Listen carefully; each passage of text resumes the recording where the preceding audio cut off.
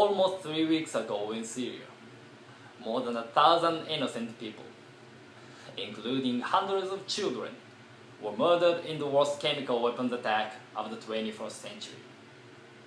And the United States has presented a powerful case to the world that the Syrian government was responsible for this horrific attack on its own people. This was not only a direct attack on human dignity, it's a serious threat to our national security. There's a reason governments representing 98% of the world's people have agreed to ban the use of chemical weapons. Not only because they cause death and destruction in the most indiscriminate and inhumane way possible, but because they can also fall into the hands of terrorist groups who wish to do us harm.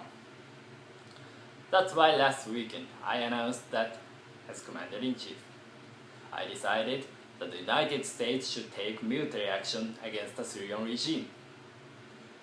This is not a decision I made lightly.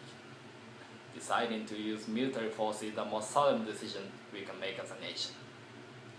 As the leader of the world's oldest constitutional democracy, I also know that our country will be stronger if we act together, and our actions will be more effective.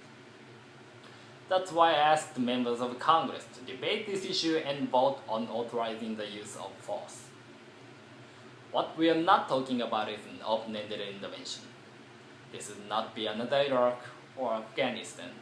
There will be no American boots on the ground. Any action we take will be limited, both in time and scope, designed to deter the Syrian government from gassing its own people again and degrade its ability to do so. I know that the American people are weary after a decade of war, even as the war in Iraq has ended and the war in Afghanistan is winding down. That's why we are not putting our troops in the middle of somebody else's war. But we are the United States of America.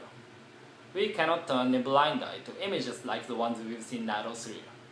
Failing to respond to this outrageous attack would increase the risk that chemical weapons could be used again, that they would fall into the hands of terrorists who might use them against us, and it would send a horrible signal to other nations that there would be no consequences for their use of these weapons, all of which would pose a serious threat to our national security.